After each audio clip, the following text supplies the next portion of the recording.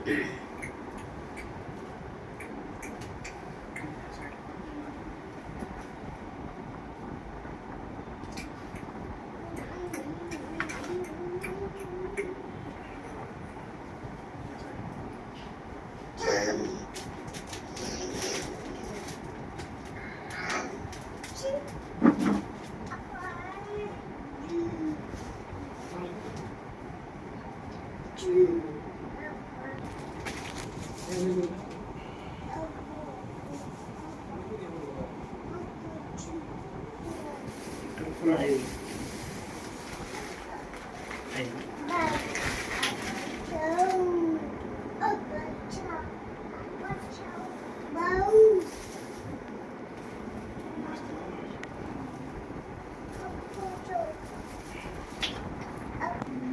या ठिकाणी कैलासवासी आपले महाराष्ट्राचे नेते आदरणीय अजितदादा आनंदराव पवार यांचे आज या ठिकाणी आपण महाराष्ट्रामध्ये अगदी कर्तृत्ववान या ठिकाणी आपल्यातून गेल्यामुळं या ठिकाणी संपूर्ण महाराष्ट्राला खूप हे दुःख आहे. तर खरोखर आज या जयंती निमित्तानं मी दादांना या ठिकाणी अभिवादन करतो आणि या ठिकाणी माझे 2 शब्द संपवितो. जय हिंद, जय महाराष्ट्र. खरं तर मागच्या वर्षी आपले आदरणीय नेते, सर्वांचे लाडके, महाराष्ट्राचे शिल्पकार आदरणीय अजितदादा पवार साहेब यांचा वाढदिवस आपण जोमाने साजरा केला होता. पण यावर्षी असं वाटलं नव्हतं की इतक्या लवकर आणि इतक्या दुःखित अंतःकरणाने आज त्यांची जयंती साजरी करावी लागणार.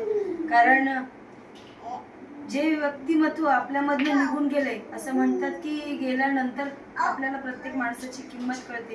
पण दादा गेल्यानंतर जी पोकळी संपूर्ण महाराष्ट्राच्या राजकारणात प्रत्येकाच्या अगदी घराघरात जी निर्माण झालेली आहे ती कधीच कोणी भरून काढू शकत नाही.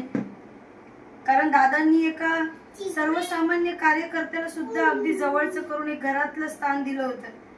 जीवाभावाचं नातं त्यांनी प्रत्येकासोबत जपलं होतं. वाटलं नव्हतं की आज ते आपल्यामधून निघून गेलेत. पण त्यांच्या जाण्याने संपूर्ण महाराष्ट्र हळहळला.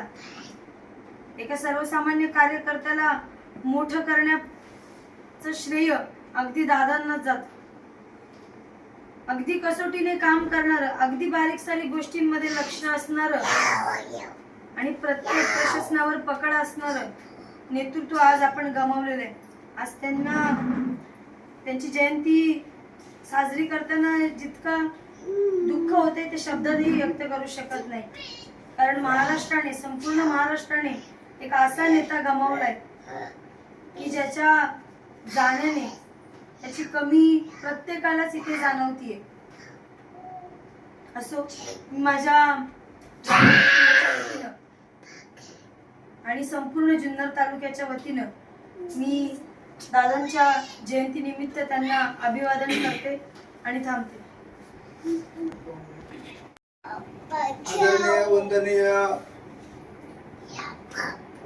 महाराष्ट्राचं कुलदैवत, युवकांचे आश्रयस्थान, संपूर्ण महाराष्ट्राला हळहळ लावणारे आणि तुमचे आमचे सर्वांचे दादा, विकासाचे दादा, गरिबांचे दादा, त्यांची खरं तर आज जयंती साजरी करायला लागेल असं कधी वाटत नव्हतं. पण दादांची जयंती मी अत्यंत साध्या पद्धतीने आणि घरगुती पद्धतीने माझ्या घरामध्ये आज सकाळी सकाळी साजरी करतोय. अख्ख्या देशभर, महाराष्ट्रामध्ये, अख्ख्या देशामध्ये खरं तर दादांची जयंती आज होते. ते अत्यंत दुःखात साजरी होते. दादासारखा नेता खरं तर माझ्यासारख्या एका कार्यकर्त्याला, मी एक सर्वसामान्य कुटुंबातला माणूस, जिल्हा परिषदचा अध्यक्ष करण्यामध्ये दादाचा खरं तर शहाचा वाटा. दादाने मागे पुढे पाहिलं नाही, परंतु मी एक असं महाराष्ट्रातलं एक उदाहरण आहे की सर्वात तरुण आणि सर्वात गरीब असलेल्या माझ्यासारख्या माणसाला आदरणीय अजितदादाने, वंदनीय मधुकर पिचर साहेब, वंदनीय वल्लभशेठ बेंडके साहेब, पिचर साहेब आणि बेंडके साहेबांच्या नंतर अजितदादा या 3 नेत्यांमुळं माझ्यासारखा कार्यकर्ता खरतर जिल्हा परिषद अध्यक्ष झाला. अजूनही दुःख विसरू शकत नाही. मधल्या काळामध्ये काही थोडंफार इकडे तिकडे झालं, परंतु परत दादानी ते सावरलं आणि परत मी खरं तर माझ्या सुनबाई माहिती अमोल लांडे यांना खरं तर दादाने तिकीट दिलं आणि दादानी खरं तर सांगितलं आम्ही माहितीला पद देणारच. अशा प्रकारे दादा तिकीट देऊन शेवटचं आमच्या लांडे कुटुंबावरती दादांचा वरदास्त राहिला आणि माहिती सुद्धा प्रचंड मताने खरं तर निवडून आल्या.